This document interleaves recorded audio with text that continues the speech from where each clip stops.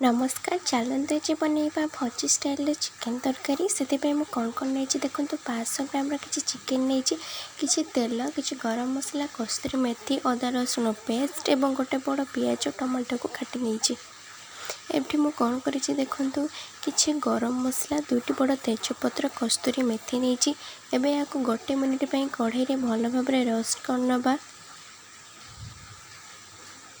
मन रखिए या आप आंच हाई करिकी भल भाव गोटे मिनिट भाजी नवा एठी आमर गोटे मिनिट हो गलानी आमर मसला सब भल भाव भाजी हो गलानी एबे या गोटे प्लेट रे काढ़ी ठंडा करी भल भाव ग्राइंड करनबा। चलते नेक्स्ट स्टेप को जीवा कि 500 ग्राम रे चिकेन 1 टेबल स्पून हलदी गुंड और 1 टेबल स्पून लुण पके भल गुड़े नबा। एबे गोटे पैन गरम करी सेतिरे एबे हमें 3 टेबल स्पून ऑयल देदेबा। ऑयल भल भाव गरम होगा को छाड़ीदेबा। देखंतु आम तेल भल भाव गरम हो गलानी एबे एथिरे हमें हाफ टेबल स्पून चीनी दबा। चीनीटा ऑप्शनल अच्छी केवल कलर पे आम ये यूज करूँ आपड़ चाहिए या स्किप भी करें। एबे चीनी को भल भाव गलाई नबा तेल सहित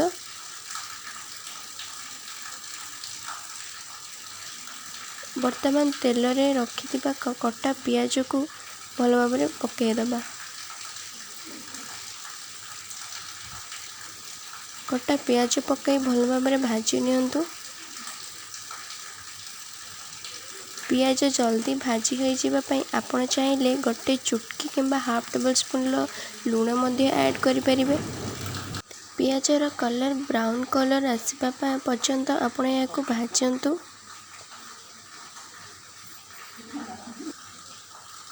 एबे देखंतु आम पियाज हो गलानी ब्राउन कलर आसीगला पियाज भल भाव रेडी हो सारी। एबे आम ए रखि कटा बिलाती को पकईदबा। आपण पियाज जो सेप रे काटिबे टमाटो भी सही सेप रे काटिबे। एबे बिलाती को भल भाव भाजी नबा। आम टमाटो एबे रेडी हो गलानी एबे रखि अदा रसुण पेस्ट पकांतु। मुझे 3 टेबल स्पून अदा रसुण पेस्ट दूची। एबे मसला को कषिबा भल भाव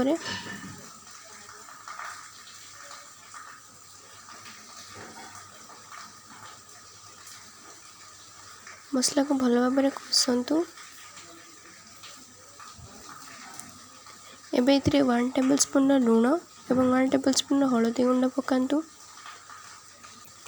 मसला हो आसला परे एबे एथिरे 1 टेबल स्पून चिली पाउडर पकांतु। आपण देखुथिबे आम मसलार तेल छाड़ा स्टार्ट हो गलानी एबे आम बनई गरम मसला को पकेबा। गरम मसला परे एबे एथिरे आम चिकेन मसला पकेबा। मुझे रुचिर चिकेन मसला यूज करुँची आपड़ चाहिए अन्य ब्रांड चिकेन मसला मत यूज करेंगे। आम मसला एबे बर्तमान पूरा रेडी एबे आम रखि मैग्नेट चिकेन को एथिरे पकेबा। चिकेन पकाई भल भाव एबे गोलाई नियंतु।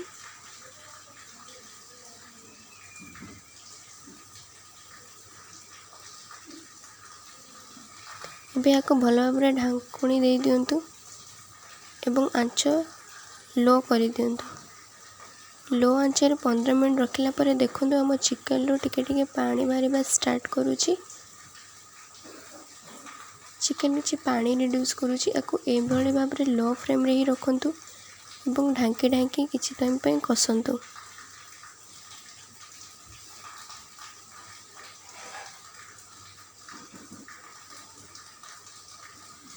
आपण देखुथिबे एटी 20 मिनिट हो गलानी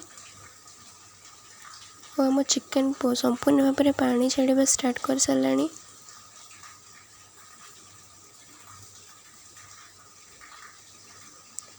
आम चिकेन भल भाव सीझी भी गलानी एबे आम आंच हाई करदेबा। एबे हाई आंच रे 5 मिनिट या भल भाव कषिबा। देखो आम चिकेन बर्तमान रेडी अच्छी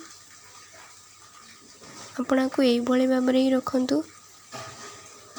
एबे या सर्व करी गरम गरम रोटी किंबा पराठा संगे ତାକୁ ଆପଣ ସର୍ଭ କରନ୍ତୁ। ଯଦି ମୋ ଚ୍ୟାନେଲ୍ ଭଲ ଲାଗେ ମୋ ଭିଡ଼ିଓକୁ ଲାଇକ୍ କରନ୍ତୁ, ମୋ ଚ୍ୟାନେଲ୍କୁ ସବସ୍କ୍ରାଇବ୍ କରନ୍ତୁ। ଧନ୍ୟବାଦ।